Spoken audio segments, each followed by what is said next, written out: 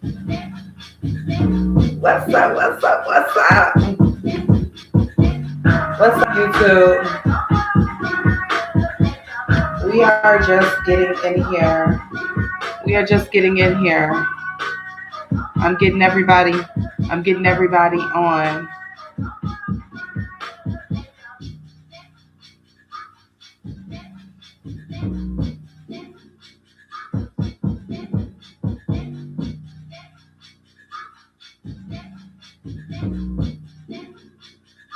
I'm getting everybody in.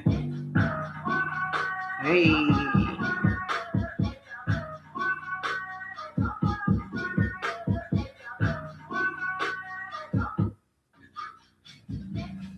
What?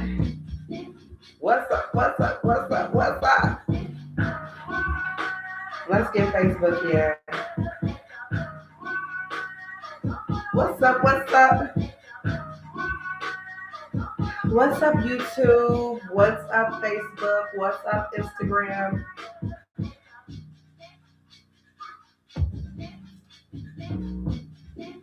What's up, y'all? We are live. Thank y'all for tuning in to the Library Podcast. We are back. Episode 5, honey. I know that was 10 fingers, but we meant 5. Episode 5. I'm so excited. We have so much to talk about. There's so much going on, honey. And I gotta get y'all caught up, okay? I gotta get y'all caught up. I gotta get y'all up to speed. I know a lot of y'all don't watch the news like you're supposed to. I know a lot of y'all don't keep up like you're supposed to. But don't worry, I got y'all. Last week, we had a very, very special guest. Shout out to Katrina Agnew. She came and sat on the couch.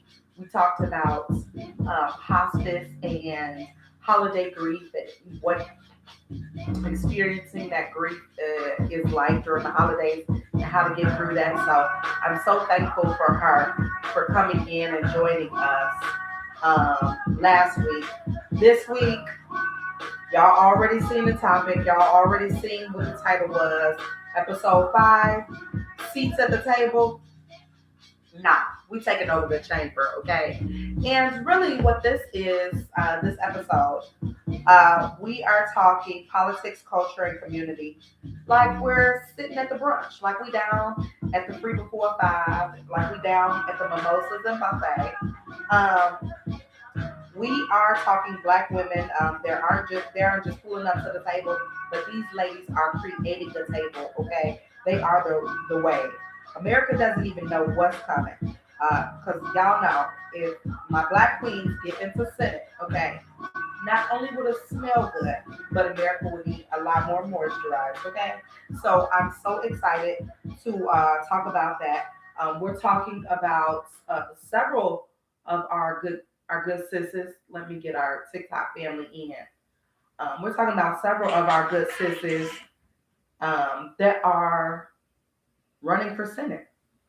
But as we're talking about our good sisters, we're also talking about history, right? We have to talk about where we all started and where we're going. And oh, there we go. And with that being said, we are going to talk a little bit tonight about shutdown rumors, okay? Because we know we've heard a few of those. We're going to be talking about these bills that our good sisters are going to make sure they get passed. What's up? What's up, Blind Bill? And we're going to talk about what's happening in the Senate right now, why the government is out here flirting with a shutdown, what Trump and Vance are doing, and why Black women would have solved this 3 weeks ago with a spreadsheet, a prayer circle, and a group text. Okay, really, just put it in a group text. Anywho, so let's talk about how we're ready for our queens. But let's backtrack, okay? So tonight we are going to start with segment 1, the OG. Okay, let's talk about the OG, the head honcho, the one that began all of the things. Okay, Kara Mosley Braun. She was the first Black woman in Senate. Okay, So for a lot of y'all that don't know that, although we love Auntie Maxine, okay, but Carol Mosley. She was the first Black woman in Senate. This trailblazing auntie who wore fur coats, corrected your grandma, and could quote scripture and Supreme Court rulings. Okay, that's the type of auntie she was. Okay, she was the first Black woman ever elected to the U.S. Senate in 1992. And you know what really confuses me and boggles me is like 1992. That ain't that far away. Like that was not that long ago to be talking about a Black woman being the first or Black anything being the first, especially when we're talking about something so serious as Senate, something so serious as like someone that's making legislation, especially considering that Black folks have been here for eons. So for us to not hold offices and hold stuff, especially Black women, until 1992 in the Senate, crazy. It's beyond me. It's beyond me. But she did break in some doors. Mm. She beat a powerful three-term incumbent to get there. She fought for civil rights, ethics reform, and education. And I think that that's so big, especially when we talk a little bit more about the women that are running. A lot of them have really strong platforms when it comes to education. And I feel like a lot of that is because, to be honest, women, especially when we think about Black women, have always been pushed to the back burners of education. And now look at us. We are leading in degrees across all of our counterparts, across all of our peers, across all of the ethnicities. Black women are leading with the most degrees. Clock that. We are, that's a statistic, period. We are the most educated. And so um, it's really interesting to see, it's really interesting to see this information and see this work because Black women really care about education because we're getting educated. And it was so hard for us to get educated. So shout out to Auntie Carol.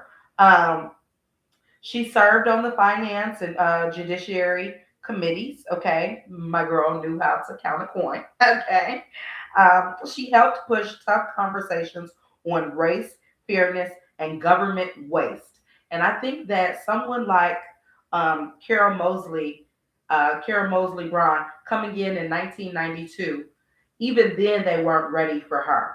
And so, just to see, I'm really excited to see what is coming up next and where our new good sisters is going. So before the Jasmine and Robins and Julianas could lace up their campaign heels, Kara Mosley Braun had already broken ceilings, okay, and replaced the tiles, okay. So my good sis had already done a lot of the work. And guess what? With Trump in there, it's still a lot of work to do, y'all. Like, it's still a lot of work to do. It feels like a lot with this administration is a backtrack, but it's okay because it there is a hopefulness in it, right? Because it's allowing people to get closer together. It's allowing people to really start to lean on one another. So it's some hope in it, okay? Segment 3, who run it, okay? Who run it? Now let's just talk about each of our good sisters that are running for Senate. Okay, I'm going to go down the list. We're going to talk who they are, their name, their auntie archetype, what kind of auntie they're going to be down at the cookout. Okay, some quick facts about them, some policy views, and we'll chat a little bit about them. So that's what we're going to do for the next segment. First person we're talking about, y'all already know, y'all can just about guess who my first good sis is on the docket. Okay, it is the one, the only Jasmine Crockett. Okay, if you don't know who Jasmine is, okay, if you don't know who Jazzy is, okay, she is from Texas. She is running in Texas for Senate 2026. And if I'm not mistaken, she's one of the most recently announced. What's up, y'all? What's up, y'all? Hey, TikTok.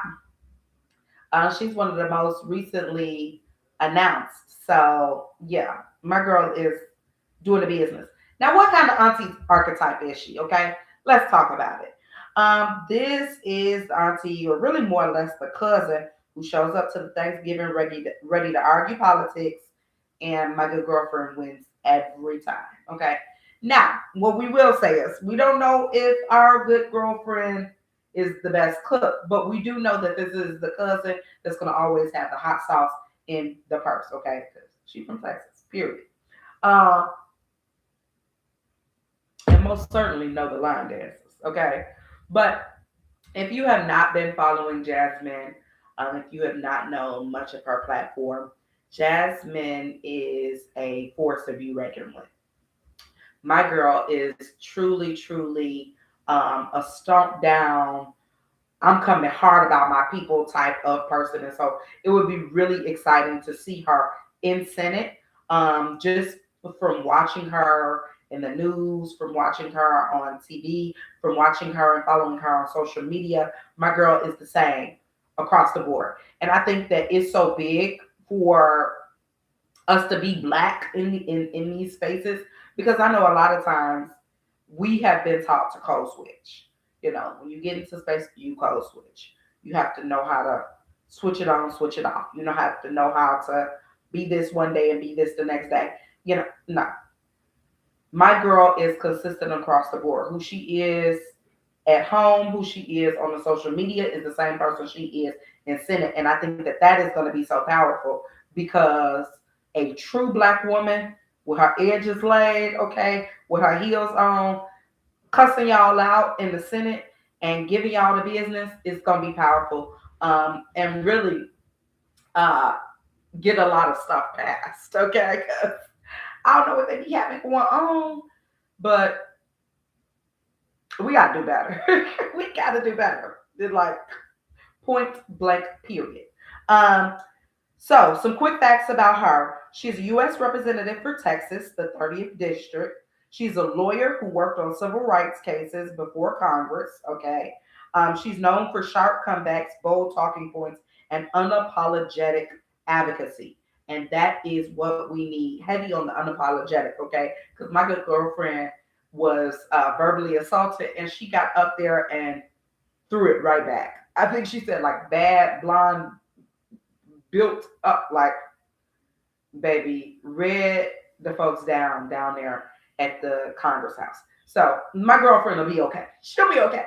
Okay. The only thing, she just needs some backup, because when you start, fighting, and when you start advocating, they come right back at you. So, but my good sis is she's gonna be good.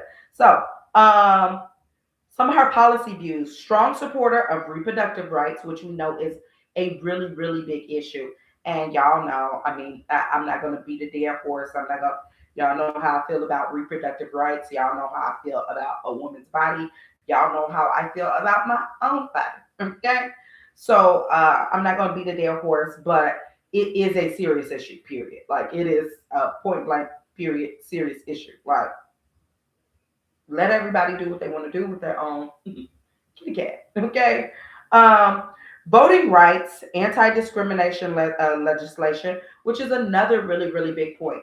We know discrimination in this country is crazy and off the wall. So really, somebody fighting for anti-discrimination, especially when it comes to voting rights and things like that. She also believes in expanding healthcare access, which is always going to be like top of the charts. Like, why people can't get healthcare?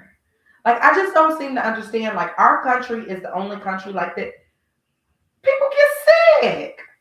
People get sick, and people have to go to the doctor. And me not being able to afford the doctor should not be whether or not I get to see one. Like, because I need one. So, I just be confused, but we'll see. We'll see what's going on. Thank you all for the gifts. Um, she's also about police accountability and justice reform, which we know is going to always be a big topic when it comes to people of color. Police reform, police accountability is just going to be an issue, period. And that's not just in one state, that's across the board, across the USA, because we know a lot of folks with those powers, they abuse them. Then talking about economic fairness for working families.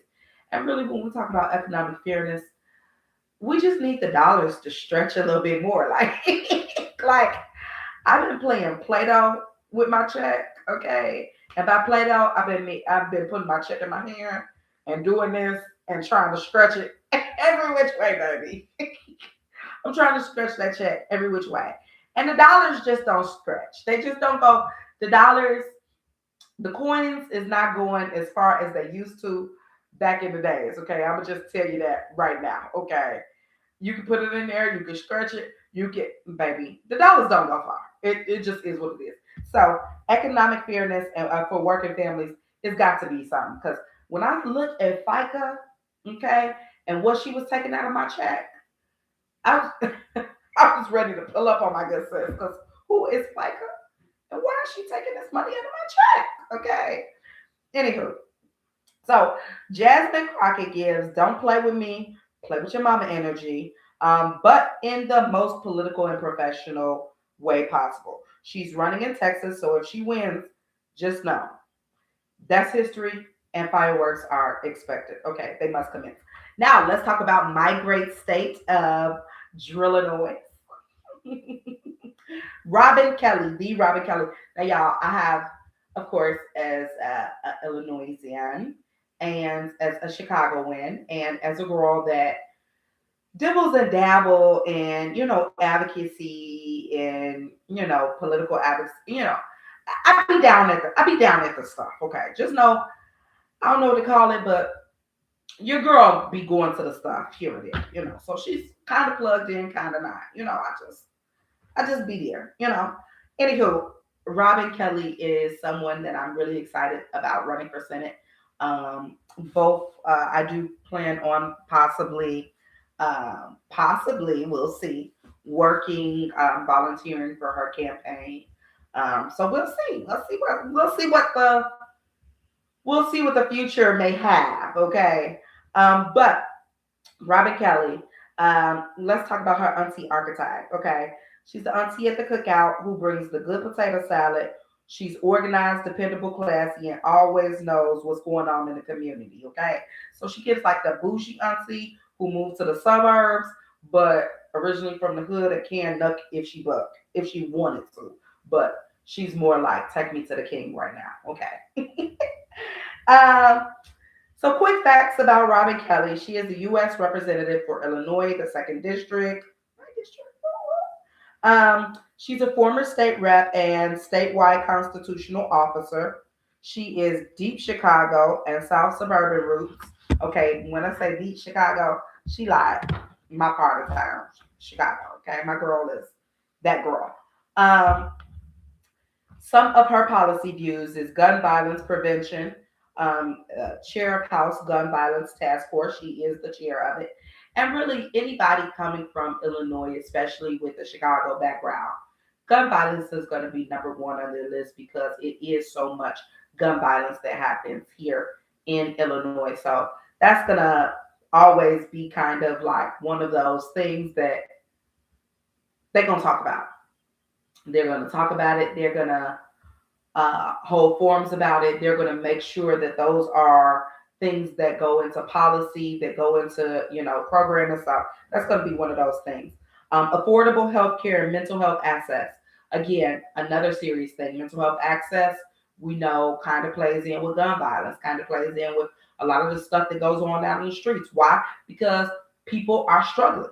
People don't have resources to get the things that they need. There's not a lot of jobs. There's not a lot of money. The things are high. The rent is high. Okay. The rent is really just too damn high. So, taxes is high. Everything is just high. And so we know that when things are expensive, people are not working. More gun violence happens, more robberies, more just violence overall. What also happens is mental health depletes, period. That's just what it is. The mental health depletes. So what I will say is shout out to Robin because those are some heart talking points. So I do love that. What's up, TikTok? Um, consumer protection and digital privacy, because we want to be private, Um, and then economic stability, jobs, and small business support, which are all like very important things. So Robin Kelly is one of those who's been doing the work. Okay, she's the steady hand, the voice of reason, the auntie who always brings the facts. Okay, shout out to her. Now let's talk about my other good girlfriend, Juliana Stratton. She is also running for Senate in 2026 from Illinois. Okay, this is the polished auntie who drinks green juice, matcha, runs a nonprofit, and tell you to breathe through the trauma. Okay, that's like the auntie when the kids is getting into it. She pulls them apart and says, "Let's take deep breaths." Yeah, so that's the type of auntie she is. Quick facts about her. She is the currently holds the position as Lieutenant Governor of Illinois. So my girl is no novice to the political game. She is a former criminal justice reform leader. So we know that that's more than likely going to be some of her talking points in getting in Congress. My girl is gonna try to get some reform happening, and I think she should. Uh, She's known for smooth communication, steady leadership, and a community first policy. And I think that that is so big because just because people represent the community, just because these folks represent uh, us, does not mean that these people are community focused or community based. Because you just have to know the community. You have to have been in these pockets. You have to have been in these spaces. You have to have been and work through them and do to you know to be community focused or to really for the community to really trust you. So shout out to her with leading with community. Um, as a black woman, criminal justice reform, alternatives to incarceration, that's some of her policy views, women's health, and reproductive justice, which, let's just be honest, as black women, that's going to always be top of line. So I'm pretty sure all of these ladies are going to have that type of outlook or that type of view, period. Education and early childhood funding. Let me tell you, if y'all don't have little kids, if y'all do not have littles, first and foremost, clap it up for you. Second of all, stay on y'all birth control. Okay? Stay on y'all birth control. That's all I'm gonna say. Cause it's expensive. Children, I used to hear them say children are expensive. I used to laugh. Okay. They're like, them kids ain't expensive. I wasn't expensive. And baby, the daycares is pricey. Okay. It's pricey.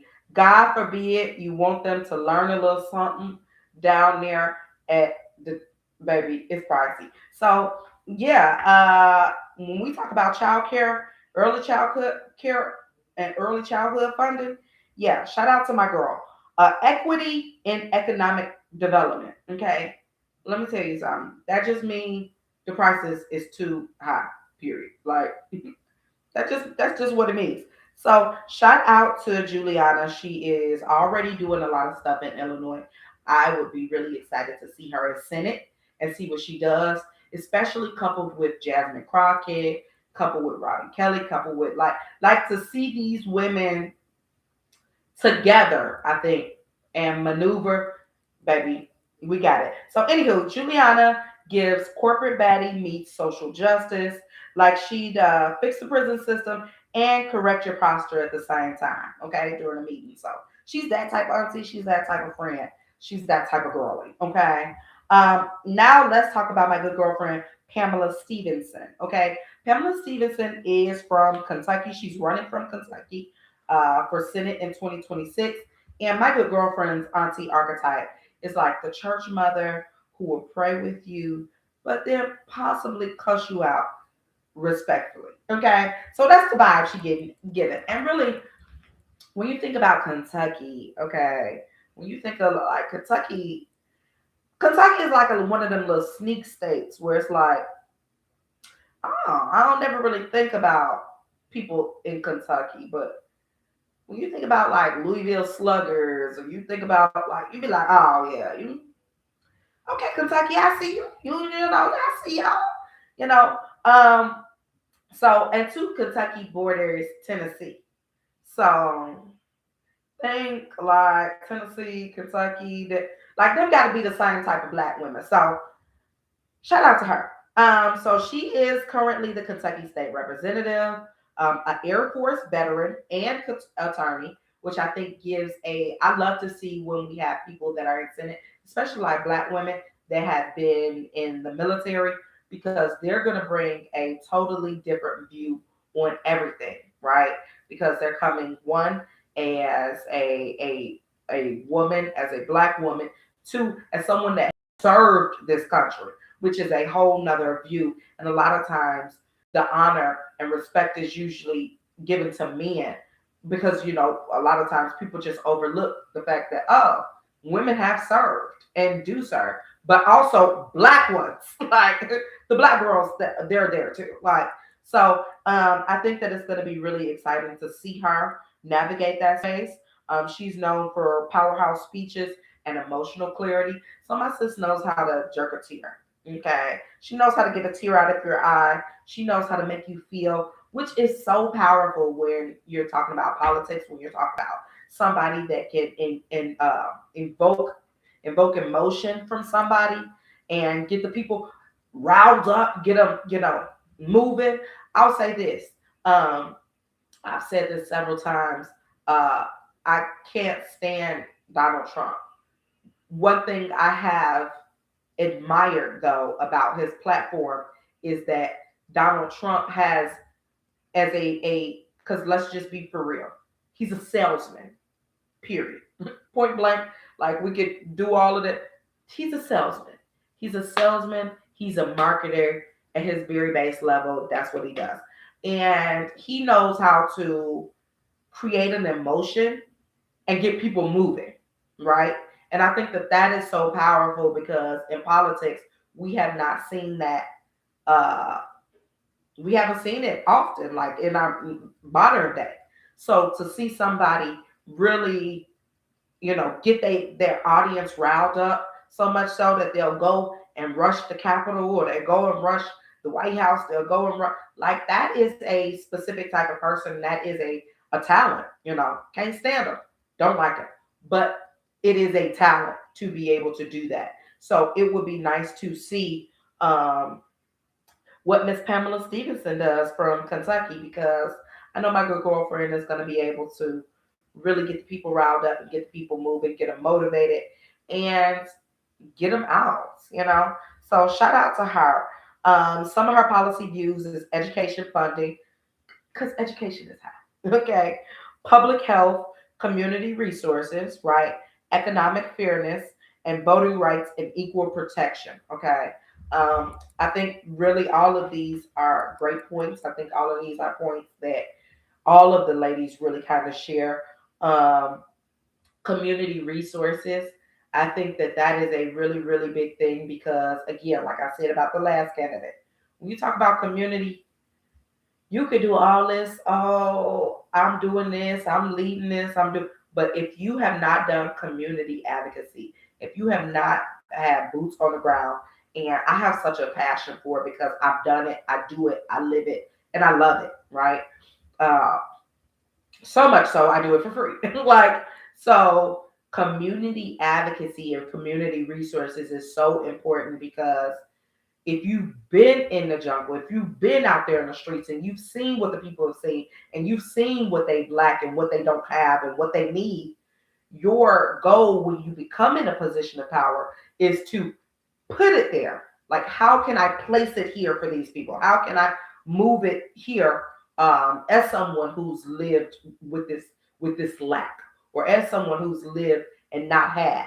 How can I be that person to put it there? And so I think a lot of times in politics, we have lost that.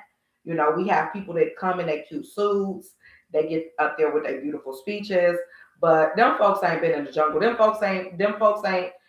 ain't seen Johnny down the block get shot. They ain't seen The little junkie that always need $2, talking about they hungry, but you know that what they're gonna do. Like you have to know that, and not only know it, you have to still have a heart for those folks, right? You have to have a heart for those folks in a situation. So it's really exciting to see some of these black women, especially down in Kentucky, um, have a really, really great view on community because let's be for real, a lot of our politicians don't. They just, you know, they either have been born in it, they either have been it's in their bloodline, or they just woke up one day and said, "Oh, this is some stuff I'm gonna try. I guess I'll try this." So shout out to Pamela Stevenson. She speaks with authority of somebody who's seen things and now she's ready to change them, and that's important. Now let's talk about my girl Angela, also Brooks. I hope I'm pronouncing her name right. She's from Maryland. She's currently a U.S. senator, so she'll just be running to reclaim her things, to reclaim her time, stay in her seat. So shout out to her. Mm, Currently, um, she's like the auntie who got promoted at work but didn't tell nobody until you saw it on Facebook. Okay, a little sneaky. Okay. Quick fact: she is a former county executive and a state's attorney, sworn in as a senator in 2005. So she was sworn in this year. One of the first two black women to serve simultaneously, which is huge. And she's a national rising star. So my girl is out there doing the work. Currently, some of her policy views is public safety, community policing, or reform, which is so big. You know, I don't think we should shut down the police, but for sure, accountability for the police. And when I say accountability for the police, I talk about accountability for my sector, right? Because I know that a lot of us don't have the same view on the police as somebody that's black from impoverished or low income area would have. Right, I get it. But what I will say is there is a different level of accountability needed in impoverished areas or towards black people or towards black men or to period. Just because history has shown it. So um, I love when we have folks that are coming in to Senate, especially black women, because we know the girls are going to move something. So I am excited that this is one of her points. Um, Small business development, small businesses need money, period. We have to support them or else they are going to fail. Like, or else they're going to close down. Like, they are a small business for a reason. They're small business because you guys don't shop there. Like, that's it. So shop your small businesses. So small business development is really big. Education and youth programs, which is another really big thing. I think youth programs. I think yeah. Episode two is it? I think episode two we talked real heavily about the importance of youth programs and what I think youth programs could do for us as a people. Because let's be real, when we seen them kids punching that lady and do just think if they were in sports, if they were in some sort of after school program, if they were in some, they wouldn't have the time to do that because they would have had somebody that was one discipline looks like, showing them uh, how what a work ethic looks like, and then they would have been busy and preoccupied. So I do think youth programs are big. The next person is Lisa Blunt Rochester. She is from Delaware and she is also currently a U.S. Senator. She's like a holistic auntie who burns sage, drinks ginger tea, and still negotiates multi-million dollar deals. Okay, so my girl is still getting the coin. Okay. She is the first woman, first black person to represent Delaware in the Senate. So what's crazy to me is that we still have firsts as black people. Like it's crazy because it's a lot of us. So we got to start changing this. Um, Quick facts about her. She's a former U.S. House member for multiple terms. She has a background in labor and healthcare administration, which is really good because that's more of my wheelhouse, more of my speed. So having that background of healthcare administration, you know what a healthcare system should look like. You know what the people need. So some of her policy views are worker protection and wages, which is really big. So that's when we're talking about our unions and talking about those type of folks. So that's big. Healthcare expansion, which I just went on the soapbox earlier, y'all. Healthcare, too high, period. Like, too high. Climate and environmental justice, which is another really big thing. So Lisa Blunt Rochester is like the calm force, the one who will lower your anxiety and then also raise your wages. Okay, so shout out to my girl. Why black women in Senate will change America. Let's just be for real. Black women in legislative, I think we just kind of talked a lot about that. They have lived experiences, right? A lot of them have family centered policy. Why? Because they are family centered, right? They have big policies on education. Why? Because they know how hard it was to get education as a black woman. So I think that those are some of the biggest reasons. More focus on maternal health, which I think is such a big thing because black maternal health rates are high. Like the women are dying. We die having babies, and it's sad, but it's the truth. I talked to you all in extent of what I chose to do for my pregnancy journey. That cost, like I paid out of pocket. You know, thankfully God is good. I had the financial resources to do such, but everybody cannot get a. I had a doula, and then I also had a midwife. Those were the things that I opted to do for my birthing journey. Healthcare didn't pay for it, like insurance didn't pay for it. But I knew that in doing that, that gave me a bigger opportunity or a bigger chance at going through birth and having this baby and being alive to raise it. So that's a big thing. And I don't know why it's not talked about a lot more because the numbers are high, y'all. I should have put down the statistic, but the numbers are really, really high, like insanely high. I think it's like, and I don't want to misrepresent, but the last time I think it was like every one in every four women, black women, die in birth compared to our white women counterpart. Like that's high. It's really high. It's ridiculous. Um, More attention to child care costs for working mothers. Let me tell you, child care is expensive. It's expensive. It's just it's pricey. Like thousands of dollars, like thousands of dollars um, for child care monthly. So yeah, it's expensive. And God forbid you want your child to go to a nice academy or a nice school or whatever. It's pricey. Um, so yeah, working on that. Stronger pushes for criminal justice reform. Y'all already know what we need. Criminal justice reform is so important. It needs to happen. Period.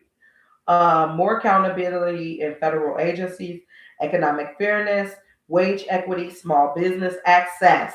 Small business access. You need access to these businesses, period. And access to the funding for these businesses. 'Cause we ain't got the money, child. We ain't got it. Representation shifts how young people see themselves. And I think that that's the biggest thing and the biggest point for tonight. Like when we have black women in legislation, it shifts how other young black girls see themselves, period.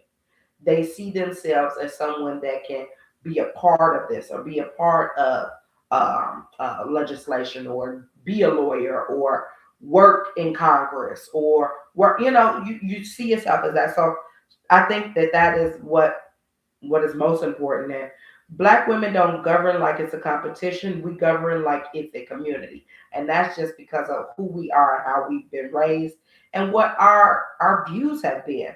Um, so let's just talk real quick about why there have been some flirt, okay, about a shutdown, right? So Congress is arguing over government funding levels.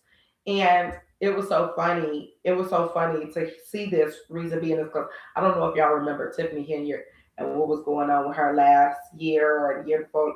But I kept up with the case, okay, baby. I was down there at the. They could have put me on the table. They could have put me down there as one of the members of commerce, okay, because I was down there getting all the stuff. I was on the YouTubes. I was reading all the scripts.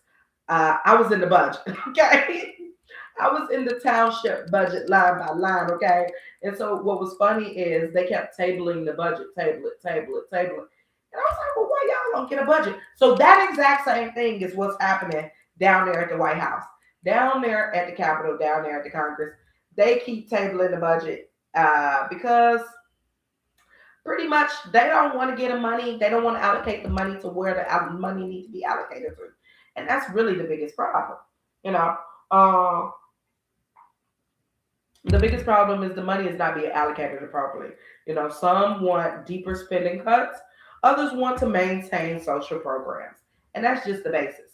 Um, when they can't agree, shut down, risk happen. Period. Um, it's given group project where half the team actually cares and the other half is just quite frankly pretending. Trump and JD Vance is down there getting the girls' pennies in a bunch. And really, I don't know what Vance is doing. I think he is too busy trying to be with Erica Kirk. And then, that's a mess, honey. That's a mess. Anywho, so shout out to all of these ladies that are running for um, Senate in 2026. We're gonna stay up to date. We're gonna stay in the know of what's going on. Y'all, this is episode 5. Okay, seats at the table. No, that's cute. But the chamber, Hannah here. Hannah here. Anywho, y'all, next week we are leading into the holiday season. I'll keep y'all posted on if there's a guest. If there's not, we'll see. We'll see what the vibe is, okay? But this is the Library Podcast every Thursday, 8:55 p.m. Central Time. Give or take a few minutes, y'all. I'm still running on CPT, okay? But I love y'all. Y'all stay encouraged as we go into the holiday season. Thank y'all for tuning in. If you'd like to be a guest on the podcast, please reach out. If you're an entrepreneur, if you have some sort of business or a book or something that you want to talk about, y'all reach out to your girl, okay? And come sit on the couch. I love y'all. See y'all next Thursday, 8:55 p.m. Central Time. And that's that. All right. Bye.